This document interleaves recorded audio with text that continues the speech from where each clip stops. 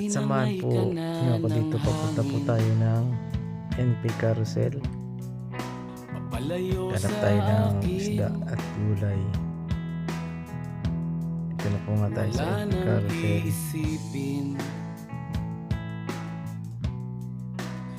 Ang address po niya ay 45 Cecil Avenue, Canton. Marami po dito nangyari bilang po Pilipino. Marami po siyang fresh fruits and vegetable. Maraming produkto mula sa Vietnam, Thailand, Malaysia, China at Pilipinas. At kung ikaw po ay naghahanap ng mga specialty Asian groceries na hindi laging makikita sa regular na supermarket chain, maganda po ang pagpipilian dito.